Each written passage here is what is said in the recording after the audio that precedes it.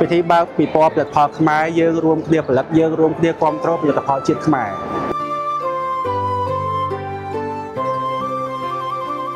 នៅលើដីខ្មែរដែលពោពេញដោយស្នាមញញឹមមានដៃអ្នកធ្វើការខិតខំមិនដែលនឿយហត់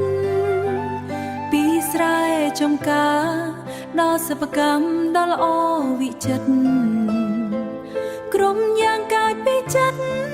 ស្រឡាញ់ជាតិដ៏ជ្រាលជ្រៅ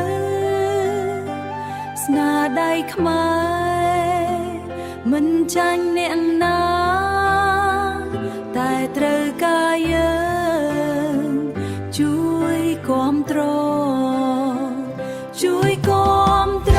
ផលិតផលខ្មែរដើម្បីអនាគតជាតិយើងដៃខ្មែរបែរដងខ្មែររួមគ្នាសាងសង់សែនក៏កិច្ច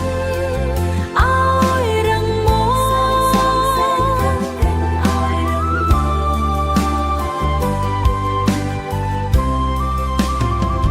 ក្រ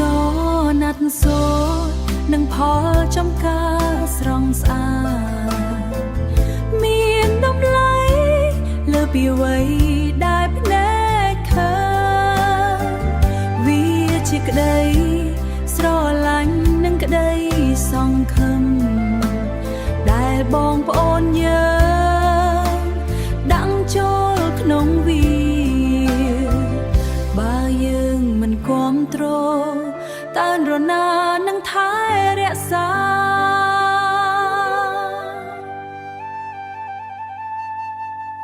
បើយើងមិនជួយតើអនាគតទៅណាជួយគាំទ្រផលិតផលខ្មែរឲ្យភ្លឺចែងចាំងលើលោកាចាប់ដៃគ្នាមិនបប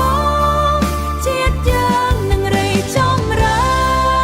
នជាតិយើងនឹងរីចម្រើន